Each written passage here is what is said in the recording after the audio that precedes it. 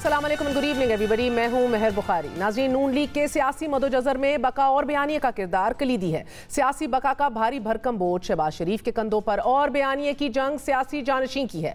गुज़िश्ता रोज़ नून league का मुशावरती इजलास हुआ। इस बैठक के अंदरूनी कहानी का अहवाल कुछ यूँ है कि सालिम जमात पुख्ता यकीन रखती है कि मुफाहमत और मुज़ामत के दरमियानी रास्ता निकालने की ज़रूरत है। जमात को मजबूत करने का एक ही रास्ता है कि शहबाज शरीफ और मरियम नवाज इकट्ठे चलें, अलबत्ता मौलाना फजल रहमान से फासला रखा जाए। इस मुशावरती बैठक में एक मशवरा यह भी दिया गया कि शहबाज शरीफ तदब्बुर का मुजाहिरा करें, मरियम नवाज को फ्रंट पर आके लीड करने का मौका दिया जाए, मुकम्मल मौका ये फराहम किया जाए। मौलाना फजल रहमान से फासले का दो टोक मतलब एंटी एस्टैब्लिशमेंट के उस बयानिए से फासला है कि जिसकी तकलीद सालिम पीडीएम में अब फकत दो ही लोग कर रहे हैं, मियां नवाज शरीफ और मौलाना फजल रहमान साहब। पीपल्स पार्टी मुजाम्मत के इस बयानिए से बहुत पहले किनारा कर चुकी है और शहबाज शरीफ भी बजरिया कौमी डायलॉग होते हुए कौमी हुकूमत तक आ पहुंचे हैं। जबकि आज इस्लामाबाद हाई कोर्ट के बाहर मीडिया से बात करते हुए मरियम नवाज शरीफ साहिबा का कहना था कि शहबाज शरीफ ने कौमी हुकूमत की नहीं, कौमी मुफाहमत की बात की है। उन्होंने तशरीह की अपने तई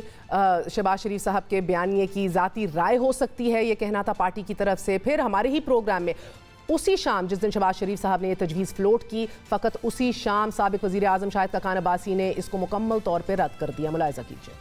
उन्होंने कौमी हुकूमत की बात नहीं की, उन्होंने नेशनल कंसेंसस की बात की थी, एक नेशनल जो रेकन्सिलिएशन की शायद उन्होंने बात की थी। कौमी हुकूमत की मेरा ख्याल है शायद नहीं की उन्होंने बात। नेशनल रेकन्सिलिएशन की ज़रूरत है। बारिंग दिस गवर्नमेंट, ये जो हुकूमत है इसको बाहर रखें और बाकी जो पार्टीज़ हैं उनको इकट्ठे होकर सोचना चाहिए कि इस मुल्क को आगे कैसे लेके जाना। हमारे मुल्क का मसला आइन का है।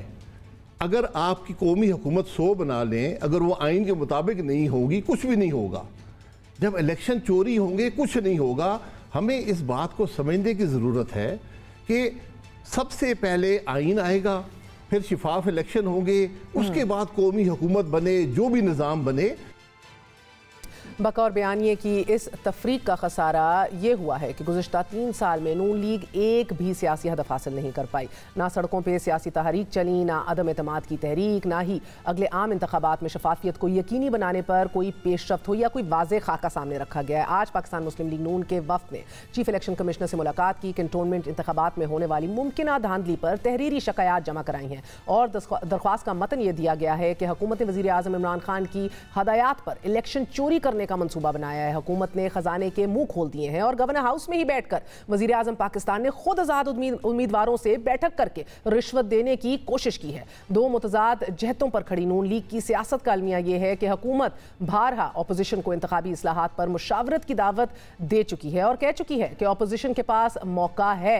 अगर कोई खदशात हैं तो मशीन आपके सामने है, इसको चेक कीजिए, अपोजिशन खदशात अपने बताए ताकि हम उनको एड्रेस कर सकें। इंतखाबी शफाफियत के मामले पर वज़ीर आज़म पाकिस्तान की जानिब से अपोजिशन लीडर शहबाज शरीफ साहब को खत भी लिख दिया गया है और वज़ीर आज़म ने इलेक्ट्रॉनिक वोटिंग पर मुशावरत के लिए नून लीग से नाम मांग लिए हैं। मगर नून लीग हुकूमत की इंतखाबी इस्लाहात की इस काविश को बदनीयती से मंसूब कर रही है। फवाद चौधरी की बात सुनिए। बताएं ना क्या करें, हम कह रहे हैं रिफॉर्म करें, बताएं हम क्या करेंगे। इलेक्टोरल इलेक्शन जो है वो इलेक्टोरल रिफॉर्म्स में जो हम कह रहे हैं लेके आए, हमें बताएं हम क्या करेंगे कैंटोनमेंट बोर्ड के इलेक्शन फ्री एंड फेयर में। बताइए हमें, हमने तो अपने बता दिए, आप बता दें क्या करना चाहिए, उसके मुताबिक चलते हैं आगे। ये फवाद चौधरी साहब ने कल ही हमें बयान दिया था। नून लीग शफाफ इंतखाबात चाहती है, किस तरह चाहती है, किस तरह मुमकिन बनाएगी। मुस्लिम लीग नून अभी एज ऑफ राइट नाउ मैं ना मानू की सियासत पे गामजन दिखाई दे रही है। ना इस्लाहात करेंगे, ना इस्तीफे देंगे, ना ही अदम एतमाद लाएंगे। करेंगे क्या? एहसन इकबाल साहब हमारे साथ मौजूद हैं, सेक्रेटरी जनरल पाकिस्तान मुस्लिम लीग। बहुत बहुत शुक्रिया एहसन साहब। क्या करना है? ना इस्लाहात लानी है, ना इस्तीफे देने हैं, ना अदम एतमाद लानी है। सबसे पहले तो मैं ये इंजॉय कर रहा हूँ कि आज पाकिस्तान का ये लगता है कि सबसे बड़ा मसला ये है कि मुस्लिम लीग नून का बयानिया क्या है। आज पाकिस्तान का 3 साल के बाद सबसे बड़ा मसला ये होना चाहिए था कि इस हुकूमत का नया पाकिस्तान कहाँ है, वो 1 करोड़ नौकरियां कहाँ हैं, वो 50 लाख घर किधर हैं। चेक आपने कराने थे, आप अपने अंदर इतने मसरूफ हैं, हम तो उनके ऊपर पूरे एहतसाब करते हैं। लेकिन आज महंगाई की सतह क्या है? वो जो पेट्रोल सस्ता होना था, घी सस्ता होना था, चीनी और आटा सस्ता होना था, वो कहाँ गया है? 3 साल के बाद कितने करप्शन के केसेस ये मंजर आम पे ला सके हैं कि सरकारी खजाने में कोई खुर्द बुर्द हुई। मैं कई दफ़ा कह چکا ہوں کہ بھئی 2 سال پہلے مجھ پہ الزام لگایا تھا کہ 70 ارب روپیہ ملتان سکھر موٹر وے میں میں نے کمیشن وصول کی ہے. آج 2 سال ہو گئے ہیں, کوئی جے آئی ٹی تک نہیں بنی. کس نے مجھے ڈیٹ کمیشن کو ہم نے بھیج دیا کیس, وہ کہاں ہے ڈیٹ کمیشن کی رپورٹ؟ بالکل ڈیٹ کمیشن کی رپورٹ ہم آخری سیگمنٹ میں کریں گے. یہ جو حکومت کی کارکردگی ہے, دعوے کیا تھے اور ہو کیا رہا ہے. اب میں آپ کے سوال کے جواب میں آتا ہوں. دیکھیے مسلم لیگ نون میں کوئی کنفیوژن نہیں ہے. ہم سمجھتے ہیں کہ پاکستان 72 سال سے جو دھکے کھا رہا ہے, اب وقت آ گیا ہے کہ اس سے نکلا جائے, اس پینڈولم سے نکلا جائے اور اس کو آئین کے راستے پہ ڈالا جائے. اب جہاں تک جو شہباز شریف صاحب نے بات کی اور جو مریم نواز صاحبہ نے کی, وہ بالکل ایک بات کی. ہوا یہ کہ میڈیا نے شہباز شریف صاحب کی پوری بات نشر نہیں کی. انہوں نے یہ کہا کہ اگر اگلے الیکشن میں ہم جیت جاتے ہیں تو ہم تنہا حکومت بنانے کی بجائے سب کو ساتھ لے کے ایک براڈ بیس نیشنل گورنمنٹ بنائیں گے تاکہ ریفارمز کر سکیں. میں سمجھتا ہوں کہ یہ وہی بات انہوں نے کی ہے جو پی ڈی ایم کے جلسے میں نواز شریف صاحب نے اس وقت کی تھی جب پیپلز پارٹی بھی شامل تھی, کہ اگلے الیکشن میں اگر ہم جیتے ہیں تو ہم تنہا حکومت نہیں کریں گے, ہم آپ سب کو اپنا پارٹنر بنا کے اس حکومت میں شریک کریں گے, چونکہ ہم سب نے مل کے پاکستان کو اس دلدل سے نکالنا ہے. تو لہٰذا میرے نزدیک اس میں کوئی سر یہ پہلی بار نہیں ہوا, اگر آپ اجازت دیجئے. وہی والا مسئلہ ہے سر کہ یہی کام ایم کیو ایم جو کرتی رہتی تھی, الطاف صاحب باہر سے بیٹھ کے کچھ کہہ دیتے تھے, اس کے بعد تشریح وضاحتیں. اسی شام کو شاہد کاکان عباسی نے رد کیا, کہتے وی ڈونٹ نیڈ دس, یہ ہمارا المیہ نہیں, ہمارا ایشو نہیں ہے, why we talking about this. دیکھیے اسی شام آپ اس لیے کہا انہوں نے کہ جب میڈیا نے یہ تاثر دیا کہ وہ شاید کوئی out of constitution national government کی بات کر رہے ہیں, تو آؤٹ آف کانسٹیٹیوشن کی بات کسی نے نہیں کی. دیکھیے شہباز شریف صاحب نے یہ کہا الیکشن کے بعد اگر ہم جیتتے ہیں تو ہم جیتنے کے بعد تنہا حکومت بنانے کی بجائے ایک broad based national government, inclusive government, P D M partners کے ساتھ حکومت بنانے کو ترجیح دیں گے. اور میں سمجھتا ہوں کہ یہ بڑی صائب بات ہے, اس میں تو کوئی ایسی اعتراض کی بات ہے نا کہ پھر یہ اس طرح کا تاثر کیوں دیا جا رہا ہے. آج بھی مریم صاحبہ نے کہا نیشنل گورنمنٹ نہیں, انہوں نے نیشنل کنسنسس کی, انہوں نے نیشنل گورنمنٹ کہا ہے, قومی حکومت کہا ہے. الیکشن کے بعد انہوں نے کہا کہ الیکشن کے بعد ہم اگر جیت گئے تو ہم سنگل گورنمنٹ نہیں بنائیں گے, ایک براڈ بیسڈ گورنمنٹ بنائیں گے. المیہ یہ نہیں ہے, المیہ اپنے صدر کے بیان کو اون کرنے کا ہے, جس کو آپ کی ترجمان مریم اورنگزیب کہتی ہیں ذاتی بیان ہے, جس کو آپ کی نائب صدر کہتی ہیں کہ نہیں یہ تو کہا ہی نہیں ہے, اور جس کے آپ کے سابق وزیر اعظم جو ہے وہ کہتے ہیں کہ this is irrelevant, this is not the need of the hour. اس کی وجہ یہ ہے کہ اس وقت ایک پوری کنسرٹڈ ایفرٹ ہے حکومت کی طرف سے کہ جی مسلم لیگ نون کی طرف توپوں کا رخ رکھو, ہماری طرف توپوں کا رخ نہ رہے. یہ ہمارا سوال سر, یہ میڈیا کا سوال ہے. میڈیا کا, میں سمجھتا ہوں میڈیا کا سوال یہ نہیں ہونا چاہیے کہ مسلم لیگ نون نے قومی حکومت کی یا انہوں نے قومی مصالحت کی بات کی. میڈیا کا سوال ہونا چاہیے کہ آج غریب آدمی کو آٹا کس بھاؤ مل رہا ہے. میڈیا وہ سوال کرتا ہے, اصل بات سے کرتا ہے. کل شام کو فواد چودھری صاحب کے ساتھ پورا سیگمنٹ اس کے اوپر کیا ہے, اس حکومت کی 3 سالہ کارکردگی جو ہے وہ زیر بحث ہونی چاہیے. اس وقت وہ ایشو ہے, اصل میں اس وقت یہ ایشو ہے کہ بھئی آپ پاکستان کو, میرا سوال کا جواب, آپ افغانستان کو تو یہ درس دے رہے ہیں کہ جی انکلوسیو حکومت بنائیں, براڈ بیسڈ حکومت بنائیں, اور آپ کے وزیر یہ کہتے ہیں کہ اگلے الیکشن سے پہلے ہم اپوزیشن والوں کو جیلوں میں ڈال کے وہ سونی ہو گئیں گلیاں اور مرزا یار کلا پھرے تو ہم اکیلے الیکشن لڑتے نظر آئیں گے. آپ پاکستان میں کیا تماشا بنانا چاہتے ہیں, یہ سوال بنتا ہے. ٹھیک ہے سر, اب مجھے بتائیے گا, فواد چودھری صاحب نے کل ہمارے شو میں کہا کہ الیکشن قبل از وقت کا تو سوال ہی پیدا نہیں ہوتا افغانستان میں اور خطے میں صورتحال جو ہے دس از ریڈیکولس کہ جو اپوزیشن ڈیمانڈ کر رہی ہے اور جو چاہتی ہے. پھر انہوں نے کہا کہ یہ تو ہماری میگنانمٹی ہے کہ ہم ان کو ابھی بھی دعوت دے رہے ہیں, وی ہیو دی نمبرز, ہم اصلاحات لا سکتے ہیں, ای وی ایمز کو یقینی بنا سکتے ہیں. اور آج بابر اوان صاحب نے کہا یہ ہو کے رہے گا. اب آپ کی میں بتاؤں الیکٹورل ریفارمز کی آپ پیکج ذرا دیکھیں. کیا الیکٹورل ریفارم پیکج کہ جو ووٹرز لسٹ ہے وہ یہ چاہتے ہیں کہ الیکشن کمیشن سے لے کے حکومت کے اختیار میں آ جائے, وزارت داخلہ کے متحد نادرہ کے ڈومین میں آ جائے, تاکہ جس کا چاہے یہ نام ووٹر لسٹ میں ڈال دیں اور جس کا چاہے یہ نکال دیں, ان کو کوئی پوچھنے والا نہ ہو. آپ ووٹ ڈالنے جائیں گی, آخری وقت پتہ چلے گا جی آپ کا تو نام ہی نہیں ہے ووٹر لسٹ کے اندر. میری گزارش ہے. اچھا دوسرا کیا ہے, میری گزارش ہے سوال کا جواب. میں ایک بات ختم کر لوں. الیکٹورل ریفارم پیکج میں کیا ہے کہ ان کے ایک وزیر جو نااہل ہو چکے ہیں اس بنیاد پہ کہ وہ غیر ملکی شہری تھے جب کاغذات نامزدگی کرائے, ریٹروسپیکٹیولی پیچھے جا کے یہ کہتے ہیں کہ اس تاریخ پہ قانون یہ تبدیل کر دیں, لاگو کریں کہ جی نامزد کاغذات نامزدگی جمع کراتے وقت نہیں, ان کی اسکروٹنی کے وقت ان پہ یہ لاگو ہونا چاہیے. آپ اپنے پیاروں کے لیے NRO دینا چاہتے ہیں، اسے آپ انتخابی اصلاحات کہہ رہے ہیں؟ سوال یہ ہے کہ آن پیپر بات کریں گے نا، 49 پوائنٹ سفارشات پی ٹی آئی نے دے دی ہیں. آپ کو بار بار کہا جا رہا ہے اپنی سفارشات سامنے رکھ دیجئے. آپ کی سفارشات کا ہم نے 125 سفارشات جو سٹینڈنگ کمیٹی میں جب یہ بل گیا، فاروق ایچ نائک نے وہ دی تھی. نہیں ہماری تھی مسلم لیگ نون کی ہیں. آپ مجھے فارورڈ کر دیں، میں فارورڈ کر دوں گا، کیونکہ میں نے جتنی دفعہ جس کو انٹرویو کیا including Fawad Chaudhry and people from that standing committee, آپ کی طرف سے نہیں آئی. 125 نکات ہیں ہمارے. ہم نے وہ جب قومی اسمبلی میں یہ بل پیش ہوا، ہم نے کہا اس پہ بحث کریں. انتخابی اصلاحات کے حوالے سے؟ جی انتخابی اصلاحات کے لحاظ سے ہم نے کہا کہ یہ جو آپ کا بل ہے اس میں ہم نے 125 امینڈمنٹس دی ہوئی ہیں، آپ یہاں بحث کریں.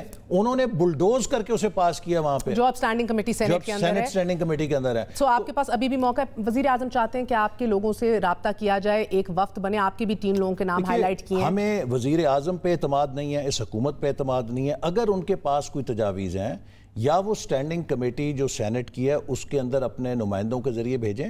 وہاں پہ اپوزیشن کی دیگر جماعتیں بھی ہیں، وہ ایک پارلیمنٹ کا اپر ہاؤس ہے، وہ ایک اچھا مناسب فورم ہے. وہاں پر جو بھی انہوں نے اپوزیشن کو انگیج کرنا ہے یا بات چیت کرنی ہے وہاں پہ کر سکتے ہیں اگر وہ دلچسپی رکھتے ہیں انگیج کرنے میں. اب now you're in a catch-22 position. This is my last question to you احسن اقبال صاحب, because حکومت کہہ رہی ہے یہ نہیں ہو سکتا قانون سازی نہ ہو, وہ تو ہو کے رہے گی اور اگلے الیکشن میں ای وی ایم استعمال ہو کے رہے گا. بابر اوان اور آج لوگوں نے پریس یہ بڑھ کے ہیں, اس کے اندر بہت سارے ٹیکنیکل ایشوز ہیں. وہ اسپین کے کنسلٹنٹ جو حکومت نے خود لے کر آئے تھے, انہوں نے ان کے سارے نظام کو ثابت کیا ہے کہ ٹیکنیکلی وہ سیکیور نہیں ہے. دوسری بات دوسری بات یہ ہے کہ اگر آپ کسی بھی الیکشن میں ون سائیڈڈ امینڈمنٹ لائیں گے تو آپ نے الیکشن کو ہونے سے پہلے ہی کنٹروورشل کر دیا ہے. Can we afford another controversial election? No, we need legitimacy. This has to be politically owned by everybody. It has to be owned by everyone, and unless there is consensus. Is that your... Again, I don't understand, sir. دیکھیں مسئلہ یہ ہے کہ وہ آپ کو engage کرنا چاہ رہے ہیں, آپ کہہ رہے ہیں ان پہ اعتماد نہیں, انگیج ہم ہوں گے نہیں. ہم کہہ رہے ہیں کہ آئیں پارلیمنٹ میں انگیج ہوں. نہیں چاہ رہے اور انتخابات بھی آپ شفاف بنانا چاہ رہے ہیں. ہم یہ کہہ رہے ہیں کہ آپ آئیے پارلیمنٹ میں انگیج ہو نا. آپ پارلیمنٹ کی بات کرتے ہیں, سینٹ کی کمیٹی میں یہ بل گیا ہوا ہے, وہاں پہ ہماری تجاویز بھی ہیں, جو انگیجمنٹ کرنی ہے پارلیمنٹ کی سطح پہ کریں. But we are not willing to trust this government. انہوں نے اتنا ہم سے زیادہ بار بار دھوکہ کیا ہے, ہم ان کے ساتھ کسی قسم کا اعتماد زیرو نہیں ہے, نیگیٹو ہے. لہٰذا اگر حکومت سنجیدہ ہے تو سینٹ کے اندر جائے, سینٹ کی سٹینڈنگ کمیٹی میں بات چیت کر سکتی ہے. اگر وہاں پہ بھی نہیں کر سکتی تو ہم نے الیکشن کمیشن کو خط لکھا ہوا ہے کہ الیکشن کمیشن پاکستان کی پولیٹیکل پارٹیز کو بلائے, ایک پیکج وضع کرے, ہم اس کو سپورٹ کریں گے. ورسٹ کیس سیناریو, آپ لوگوں کو آن بورڈ نہیں لیا جاتا, دے ہیو دا نمبرز, پاس کرا لیتے ہیں, اسے قانون بنا لیتے ہیں, اگلا الیکشن اسی طرح کرائیں گے. What will you do? وہ نہیں چل سکتی. الیکشن بوائکاٹ کریں گے, کیا کریں گے؟ دیکھیے آپ الیکٹرانک ووٹنگ مشینیں لائیں گے نا, اس میں کتنے کروڑوں لوگوں نے ووٹ دینا, وہ اگر اس کو مانیں گے نہیں آپ پھر میرٹس پہ بات کر رہے ہیں. کیا پی ایم ایل این بوائکاٹ کرے گی الیکشن کا, پھر کیا کرے گی, عدالت کا رخ کرے گی, کیا کرے گی؟ ہم اس کو کنٹیسٹ کریں گے ہر لیگل طریقے سے. یہ ہو نہیں سکتا. میں آپ کو یہ بات پھر دہراؤں, one-sided election میں intervention is not a possibility. Thank you very much. Ahsan Iqbal sahib ہمارے ساتھ موجود تھے. حکومت پر اعتماد نہیں ہے اور ون سائیڈڈ اصلاحات جو ہیں وہ ممکن ہی نہیں ہیں. پولیٹیکل کور, اونرشپ, لیجیٹیمیسی نہیں ہوگی. ناظرین آپ کو بتائے چلتے ہیں وقفے سے پہلے آج اسلام آباد ہائی کورٹ نے لاہور میں 2 صحافیوں کو گرفتار کرنے والے ایف آئی اے افسران کے خلاف کارروائی کا حکم دے دیا. اسلام آباد ہائی کورٹ میں سائبر کرائم قوانین کے تحت ایف آئی اے کی جانب سے اختیارات کے تجاوز کے خلاف کیس کی سماعت کے دوران اٹارنی جنرل نے عدالت سے درخواست کی کہ اگر ایف آئی اے نے افسران نے پروسیس کی خلاف ورزی کی ہے تو ان کے خلاف یقیناً کارروائی ہونی چاہیے. عدالت نے استفسار کیا, بار بار کہا گیا ہے کہ اس تاثر کو ختم کریں. کیوں ان صحافیوں کے پیچھے پڑ گئے ہیں جو حکومت یا کسی اور کے خلاف رائے دے رہے ہیں؟ چیف جسٹس اطہر من اللہ نے ریمارکس دیے کہ پچھلی سماعت کے بعد لاہور میں کیا ہوا. ایف آئی اے نے اس عدالت کی توہین کی ہے. ایف آئی اے اس عدالت کے ساتھ پلاننگ گیم کیوں کر رہی ہے؟ آپ عدالت کو مسلیڈ کر رہے ہیں. کیا کوئی آپ کو وزیر اعظم کے خلاف درخواست دے تو کیا ایف آئی آر درج کرا دی جائے گی؟ ایف آئی اے اپنے اختیارات ناجائز طور پر استعمال کر رہا ہے. چیف جسٹس اطہر من اللہ نے سوال اٹھایا کہ کیا عدالتی حکم کے بعد بنائے گئے S O Ps Lahore F I A پر اپلائی نہیں ہوتے؟ چیف جسٹس اطہر من اللہ نے برہمی کا اظہار کرتے ہوئے ریمارکس دیے کہ کیوں نہ شہزاد اکبر سے پوچھیں کہ اس عدالت کے فیصلے پر عمل درآمد کیوں نہیں ہوا. ایف آئی اے افسر سے استفسار کرتے ہوئے چیف جسٹس اطہر من اللہ نے کہا کہ کیا اب یہ عدالت آپ کو فری ہینڈ دے دے, بند کر دے, کیا کرے؟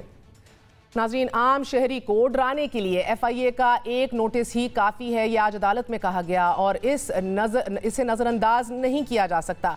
ये कहा गया कि आपके खिलाफ जो तासुर है आपने इसको कंफर्म कर दिया है। Chief justice Islamabad high court के ये रिमार्क्स महज अदालती कार्रवाई ही नहीं बल्कि ये वो संगीन अलमिया है कि जो इस वक्त एज वी स्पीक आज़ादी इजहार को दरपेश है। एक वक्फा लेते हैं, वक्फे के बाद हाजिर होंगे। Stay with us.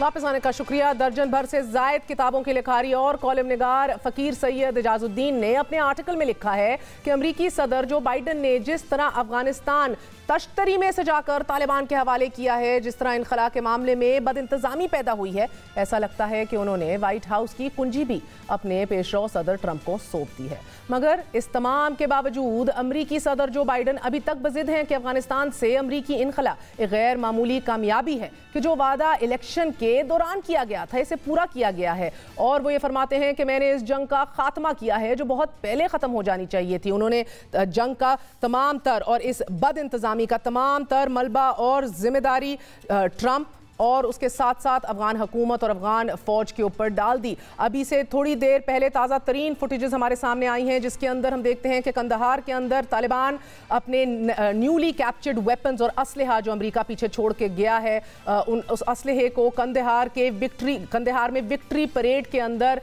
नुमाया कर रहे हैं, नुमाइश कर रहे हैं। और ये विक्ट्री परेड अभी भी जब हम आपसे मुखातिब हैं ये जारी है।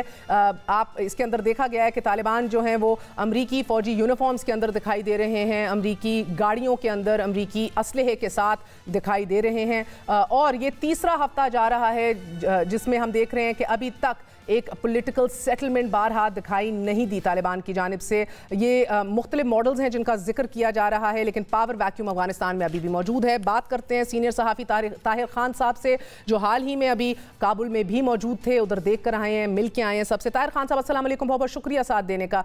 सर फरमाइएगा, पावर वैक्यूम जो है उसने अपना तीसरा हफ्ता ये शुरू हो गया, पावर वैक्यूम कंटिन्यू हो रहा है। खबरें आ रही हैं कि शूरा जो है वो बैठ चुकी है, नाम फाइनलाइज कर लिए। कल भी हमने एक लंबी फहरिस्त नामों की गिनवाई, मगर at the end of the day एक इंटरिम अथॉरिटी जो है उसको बनाना और इस खला से निकलना कि गवर्नेंस की तरफ जाया जाए, इंसर्जेंसी से हट के आप गवर्नेंस की तरफ जाएं, this can not be easy. बहुत शुक्रिया आपका। बिल्कुल आपने सही कहा कि आसान नहीं है। और अब तो ऐसी हालत है कि 2-3 दिन से जो एक तो हफ्ते से पीर तक तालिबान की शूरा और जो अहम उनके लीडर्स हैं, उनके सिंपथाइजर्स हैं, उनका बहुत बड़ा इज्तिमा कंदहार में हुआ जिसकी सदारत तालिबान के अमीर ने की है। लेकिन एक अजीब बात यह है कि तालिबान के जितने भी रहनुमा हैं उनके जो फ़ोन है, व्हाट्सएप है, वो बंद है। और अभी मैंने आपके प्रोग्राम से पहले दोबारा कोशिश की कि शायद जिसको मैं जानता हूँ, जिससे राब्ते हुए हैं, मैं काबुल में भी मिला, लेकिन वो बिल्कुल नहीं, वो बल्कि अपने जो उनके वहाँ पे जिसके साथ अगर बैठा गया है, जिसके साथ कोई और, तो उनसे भी राब्ते में नहीं, उनको बिल्कुल कट अप कर दिया है राब्तों से। तो लगता यही कि मशवरे जारी हैं और मशवरे अब से नहीं जारी। मशवरे तो 3 दिन का तो इजलास हुआ, लेकिन 3 दिन से पहले जब 21 अगस्त को रहबरी शूरा का पहला इजलास हुआ काबुल में, और बाद में मैं एक शूरा के मेंबर से मिला, बड़ी नशिस्त तफसीली मेरी हुई, तो उन्होंने कहा कि मुल्ला याकूब जो नायब अमीर है तालिबान के और सिराजुद्दीन हकानी, उनको ये जिम्मेदारी सौंपी गई थी कि वो जो काबीना के नाम है उनको हतमी उसकी तजावीज़ के साथ अपने अमीर को पेश करेंगे और वो फैसला करेंगे।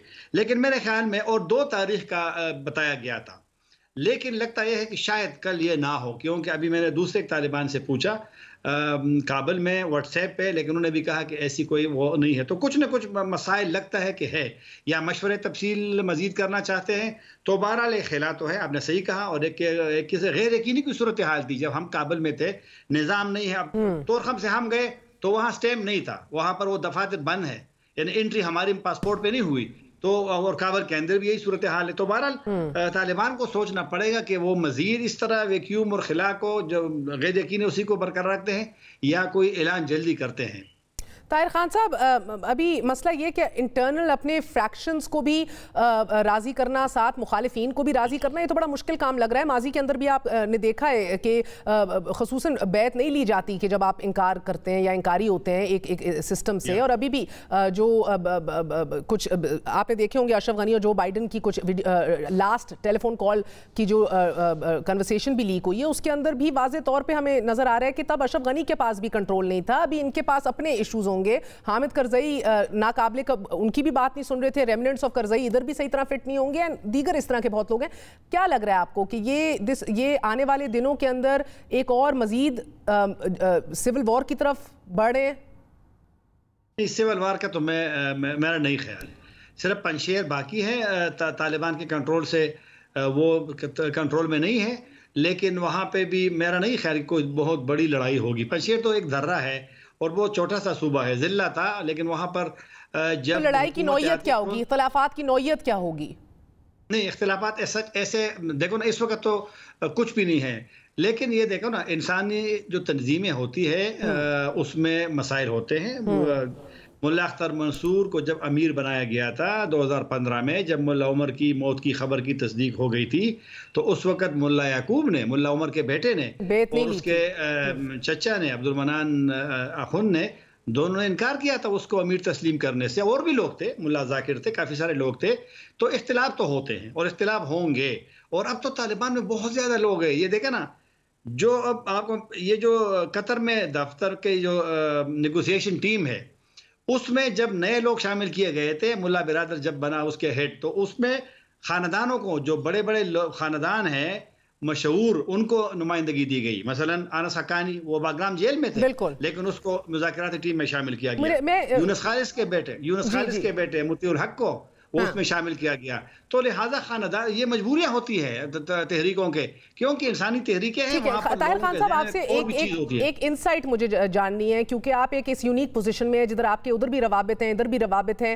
یہ اشرف غنی اور جو بائیڈن کے درمیان جو آخری کنورسیشن ہوئی، اس کے اندر اشرف غنی نے گلہ کیا جو بائیڈن سے، صدر جو بائیڈن سے، کہ ہمیں ایک فل اسکیل انویژن کا سامنا ہے. دس از جسٹ، یہ فقط 10 دن ہے بیفور طالبان نے جو ٹیک اوور کر لیا کابل کا. اس کے اندر انہوں نے کہا کہ طالبان کو مکمل حمایت اور سپورٹ مل رہی ہے پاکستان کی جانب سے، پلاننگ اور لوجسٹیکل سپورٹ مل رہی ہے، اور کم از کم 10 سے 15 ہزار انٹرنیشنل ٹیررسٹ ہیں جو پریڈومیننٹلی پاکستان نے اس گیم کے اندر پھینک دیے ہیں. یہ گلے شکوے وہ آخری کنورسیشن میں بھی کر رہے تھے.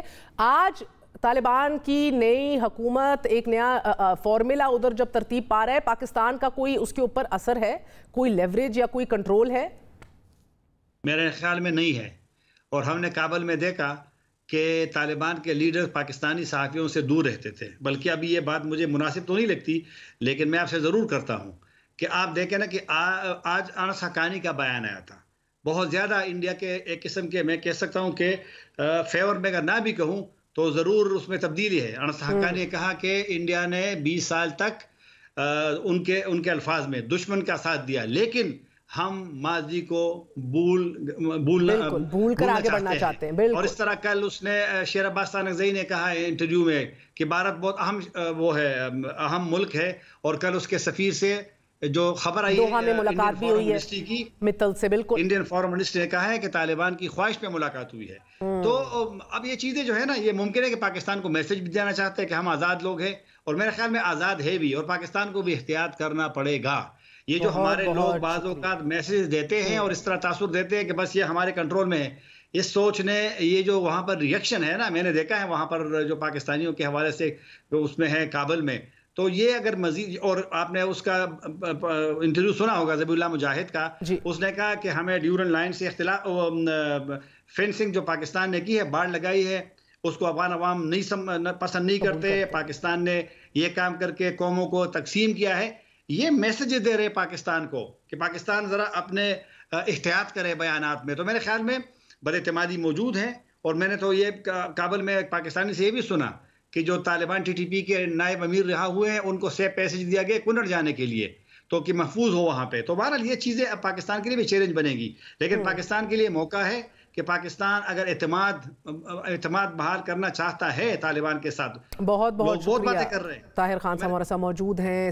صورتحال بہت سنگین ہے, پھونک پھونک کے چلنا ہوگا, نہ ہی اعتماد صرف بحال کرنا ہوگا لیکن اس طریقے سے کرنا ہوگا کہ نہ ہمارے انٹرسٹ کمپرومائز ہوں, اور جو ہمارے خدشات ہیں بھارت مخالف تحریک کے حوالے سے, تحریک طالبان پاکستان کی فنڈنگ اور را کی کارروائیوں کے حوالے سے ان کو بھی ایڈریس کیا جا سکے. ناظرین, آپ کو یہ بتاتے چلیں کہ صرف یہ صورتحال نہیں بلکہ امریکی انخلا کے بعد خطے میں غیر معمولی تبدیلیاں سامنے آ رہی ہیں کہ جس کی حالیہ مثال ایران اور سعودی عرب کے درمیان عراق میں ہونے والے مذاکرات ہیں.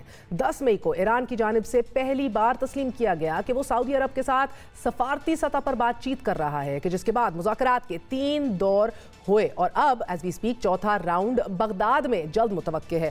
اور انقلاب ایران کے بعد 40 سال تک دونوں ملکوں کے درمیان خطے میں اپنا اثر و رسوخ قائم کرنے کی کوششیں جاری رہیں کہ جسے شیعہ سنی تاریخی تنازع کی شکل میں بھی پوری دنیا نے دیکھا. ماہرین اسے مشرق وسطیٰ کی سرد جنگ قرار دیتے آئے ہیں. شام, لیبنان, یمن میں بھی ان ممالک میں تو دونوں ممالک ایک دوسرے کے موقف کی کھول کر مخالفت بھی کرتے آئے ہیں اور ایک دوسرے پر پراکزیز کی حمایت کے الزامات بھی عائد کرتے آئے ہیں. مگر پھر سعودی عرب اور ایران نے مذاکرات کا باضابطہ اعلان کر کے دنیا کو حیران کر دیا. عرب ملکوں کی جانب سے اسرائیل کو تسلیم کیے جانے کے بعد ایران میں یہ بحث عوام سے نکل کر صدارتی کیمپس کا حصہ بن گئی کہ ہمیں سعودی عرب سے کیسے تعلقات رکھنے چاہیے. ماضی میں امریکہ کی جانب سے سعودی عرب کو دی جانے والی فوجی امداد کو ایران اپنے خلاف ایک خطرے کے طور پر دیکھتا رہا ہے. 2016 میں شیخ نمر النمر کو دہشت گردی اور بغاوت کے الزام پر سعودی عرب نے پھانسی دے دی اور اس کے بعد ہم نے دیکھا کہ دونوں ملکوں کے درمیان تعلقات خرابی کے عروج پر پہنچ گئے, کہ جس کے بعد ایران کے اتحادی حوثی باغیوں کی جانب سے سعودی عرب کی تیل تنصیبات پر حملے بھی کیے گئے. اس کے نتیجے میں سعودی عرب کی تیل کی پیداوار میں 50% کمی بھی آئی. اور اسی ایران سعودی عرب کے تنازع کے پیش نظر 2015 میں سعودی عرب نے 34 ملکی اسلامی فوجی اتحاد بھی تشکیل دیا, جسے دنیا بھر اور بالخصوص آف کورس ایران کی جانب سے ایران مخالف اتحاد کا نام دیا جا رہا تھا. یہاں اہم بات یہ ہے کہ دونوں ملک عرب دنیا میں اپنے اپنے اتحادی رکھتے ہیں, اپنا اپنا ویٹیج اور اثر رکھتے ہیں. لیبنان میں حزب اللہ اور شامی صدر بشار الاسد کی حمایت پر سعودی عرب ایران سے ہمیشہ شاکی رہا ہے, جبکہ دونوں ممالک بحرین میں بھی اپنا اثر و رسوخ بڑھانے کی کوششیں کرتے آئے ہیں. مگر اب دونوں ملکوں کے درمیان تعلقات میں بہتری سے خطے میں امریکی اثر و رسوخ ختم ہونے کی توقع کی جا رہی ہے, کیونکہ عرب دنیا اور بالخصوص سعودی عرب میں امریکی فوجیوں کی تعیناتی کو ایران تنازع کی ایک اہم وجہ تصور کرتا ہے. A lot is changing. خطے میں تیزی سے چینجز آ رہے ہیں. پاکستان کو اس حوالے سے اپنی پوزیشن کے اوپر بھی غور کرنا ہوگا. ایک چھوٹا سا وقفہ لیتے ہیں, وقفے کے بعد حاضر ہوں گے. Stay with us.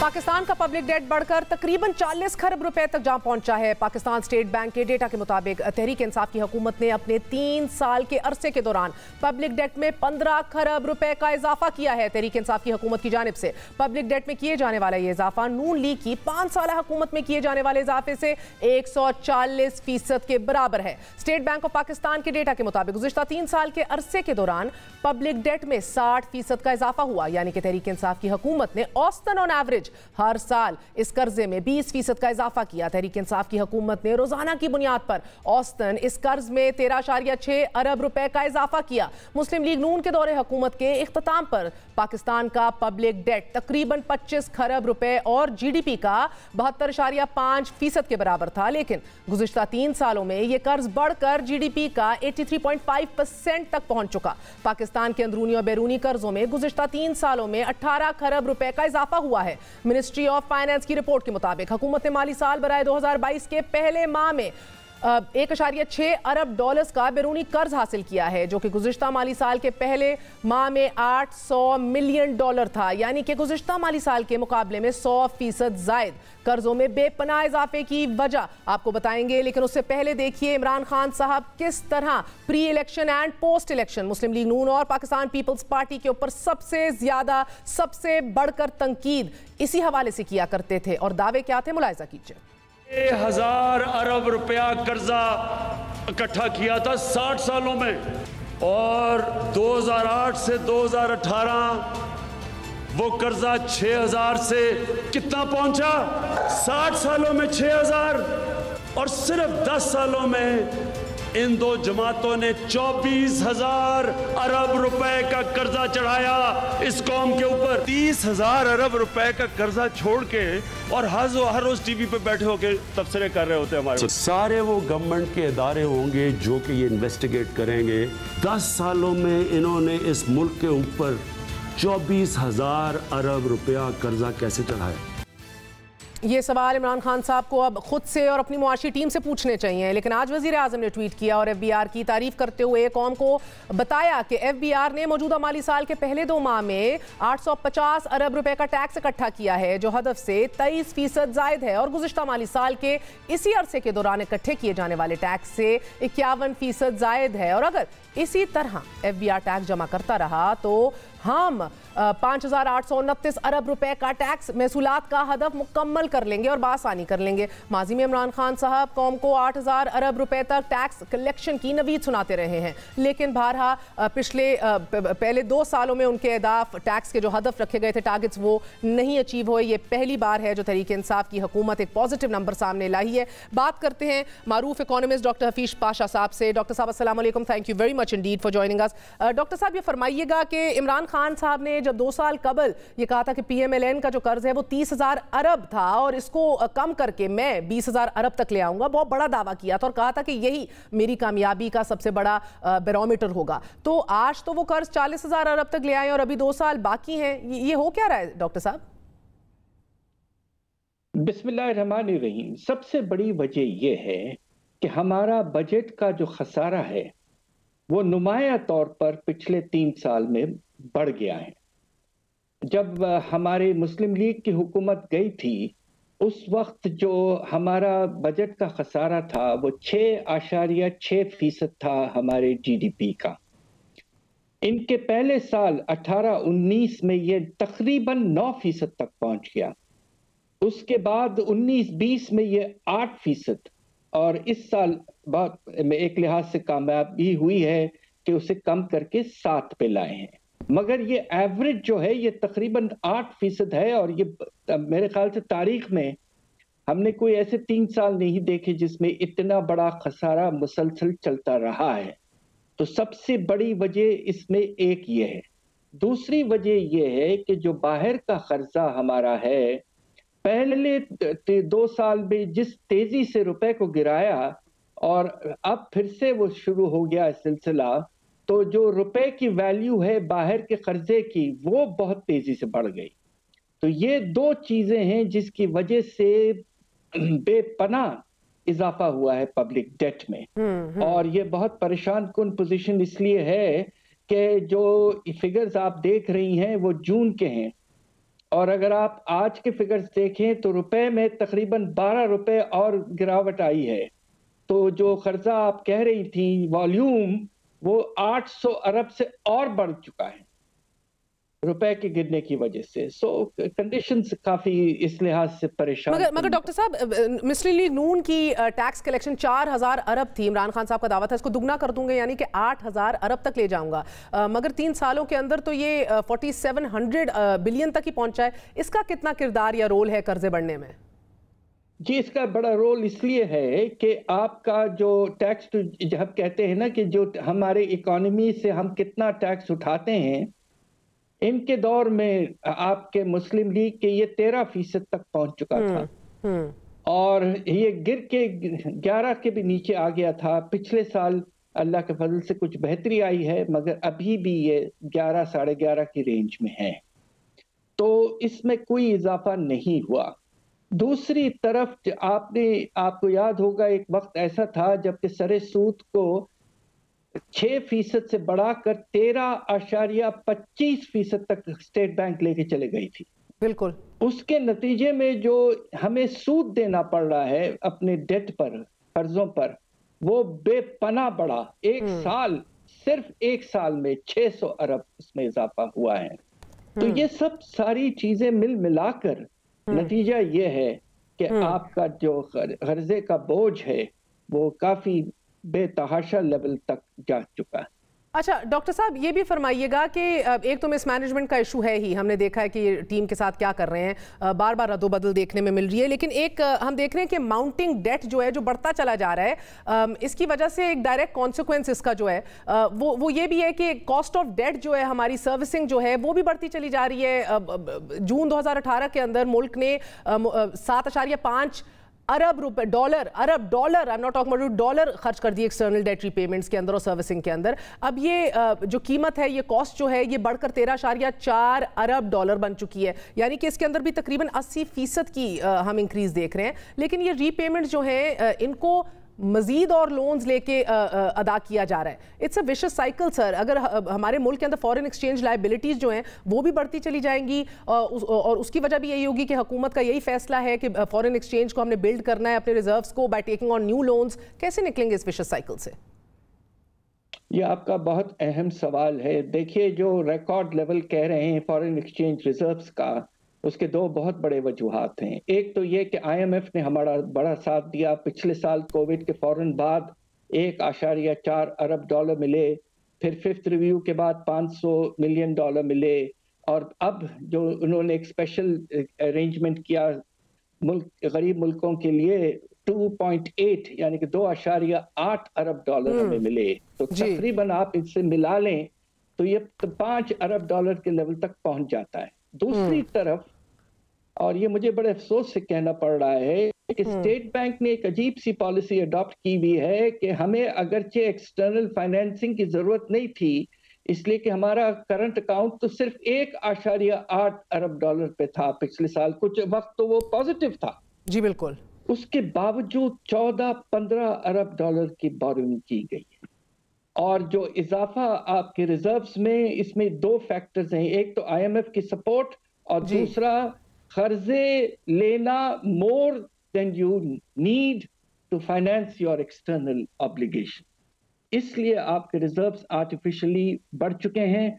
मगर खतरा यह है कि जब करंट अकाउंट आपका जिस रफ्तार से अब खराब हुआ है, अगर वही रफ्तार रहा तो रिजर्व्स काफ़ी तेज़ी से। बहुत बहुत शुक्रिया। हमारे साथ डॉक्टर हफीज़ पाशा मौजूद थे, इकोनॉमिस्ट हैं, served as federal minister finance. आपने इनकी बात सुनी। नाज़रीन, आपको एक और खबर देते चलते हैं। 2 माह कबल ड्राई डॉकिंग से शुरू होने वाले इख्तलाफात, बयानात, मीटिंग्स और तकरार वज़ीर आज़म को लिखे गए खतूत के बाद बज़ाहिर अपने मंतकी इंजाम, यानी कि किसी एक वज़ीर को हटाए जाने तक एक बार फिर पहुँच चुके हैं अनफॉर्चुनेटली। आज खालिद मुस्तफ़ा की द न्यूज़ में छपने वाली खबर के मुताबिक फैसला कर लिया गया है कि वज़ीर आज़म के खसूसी मुशीर बराए पेट्रोलियम ताबिश गोहर से पेट्रोलियम सेक्टर का चार्ज वापस ले लिया जाएगा, कि जिसके बाद वो सिर्फ मुशीर बराए एनर्जी अपनी जिम्मेदारियां सर अंजाम देंगे। गुज़िश्ता साल पेट्रोलियम बहरान के बाद वज़ीर आज़म इमरान खान ने नदीम बाबर से इस्तीफा लिया और ताबिश गोहर को मुशीर बराए पेट्रोलियम बना दिया गया। मगर मुशीर पेट्रोलियम बनने के फौरी बाद खबरें आना शुरू हो गई कि उनके दीगर वज़रा से इख्तलाफात और डिफरेंसेस जो हैं वो बढ़ने शुरू हो गए। मीटिंग्स में एक कशीदगी का माहौल पैदा हो गया। इसकी रिपोर्टिंग भी की गई और हर शख्स एक दूसरे को नीचा या गलत साबित करने की तगोदो में दिखाई दिया। माजी में हमने ये तक देखा कि ताबिश गोहर सिर्फ इस वजह से इस्तीफा उनको हमने देते देखा क्योंकि उनके मुताबिक उमर अयूब और नदीम बाबर उनके मामलात में दखल अंदाजी कर रहे थे। ताबिश गोहर ने इस्तीफा दिया तो इमरान खान ने काम जारी रखने की हिदायत करते हुए इस्तीफा नामंजूर कर दिया। मगर फिर उनके ना जाने कौन सी मजबूरी पेश आई, क्योंकि मजबूरियां बार बार सामने आ रही हैं। इमरान खान साहब ने फिर उमर अयूब और नदीम बाबर साहब को ओहदों से हटा दिया यके बाद दीगरे। गुज़िश्ता माह काबीना कमेटी बराए एनर्जी में एक बार फिर ताबिश गोहर और 2 ताकतवर वज़रा असद उमर और अली ज़ैदी के दरमियान तल कलामी हुई, तल जुमलों का तबादला हुआ और वजह महंगे दामों पर LNG दरामद और ड्राई डॉकिंग जो है वो बताई गई। और इसके बाद बात इस हद तक बढ़ गई कि ताबिश गोहर इमरान खान को बराह रास्त अपना एहतजाज रिकॉर्ड करवाने भी पहुंच गए, कि जिसके बाद वज़ीर आज़म एंग्रो टर्मिनल की ड्राई डॉकिंग मामले को इंक्वायरी का हुक्म उन्होंने दिया। और ये बहरहाल शौकत तरीन के जरिए एक कमेटी जो है तश्कील पाई। हमने देखा शौकत तरीन के इख्तलाफात की खबरें भी गर्दिश में आई क्योंकि शौकत तरीन साहब ने वज़ीर रेलवे आज़म स्वाति की सरबराही में ड्राई डॉकिंग के मामले के ऊपर इंक्वायरी कमेटी तश्कील देने की इजाज़त दी थी। ताबिश गोहर ने इस इंक्वायरी को भारहा बंद करवाने की भरपूर कोशिश की। हमारी इतलात के मुताबिक मामला यहाँ तक भी नहीं रुका। अगस्त 2021 में ताबिश गोहर ने हमाद अजहर को खत लिखकर तवानाई शोबे में जो है वो स्ट्रक्चरल इस्लाहात का मशवरा दिया, जो कि बेहतरीन मशवरे हैं जिनकी अशद ज़रूरत है, लेकिन अनफॉर्चुनेटली जिनको इख्तलाफ की नज़र से देखा गया। लेकिन रूस Pakistan stream gas pipeline project को भी ये एक बहुत बड़ा मामला है जिसके ऊपर ताबिश गोहर के मुतवक्के हटाए जाने में अहम ترین کردار اور وجہ بتائی جا رہی ہے. آپ کو یہ بتاتے چلے کہ جب تک وہ ریفارمز جن کا ذکر تابش گوہر اپنے خط میں کر چکے ہیں نہیں ریزالو ہوتے, یہ ارریلیونٹ ہے کہ جتنا بھی ٹیکس اکٹھا کر لیا جائے ایک سال کے اندر, سرکولر ڈیٹ کا مسئلہ حل نہیں ہوگا. سرکولر ڈیٹ ول کیپ بلوننگ, ہمارے سامنے آتا رہے گا. ایونچولی 3-4 سال بعد ہم دیکھیں گے کہ یہ آؤٹ آف کنٹرول ہو جائے گا. یہ وہ معمہ ہے کہ جو کسی بھی حکومت سے صحیح نہیں ہوا, کیونکہ اصلاحات نہیں لائی جاتی, ترامیم نہیں لائی جاتی, ارجنٹ ریفارمز کی ضرورت ہے. اس کے اندر لیک آف پولیٹیکل ول ہے, وزیر اعظم کی آشیرواد کی ضرورت ہے, بیوروکریٹک ہرڈلز ہیں, گاڈ الون نوز. بٹ بہرحال حکومت وقت سے ضرور سوال کیا جائے گا کہ جس نعرے پہ یہ حکومت میں آئے تھے ریفارمز, وہ کیوں نہیں کیے. گڈ نائٹ, اللہ حافظ.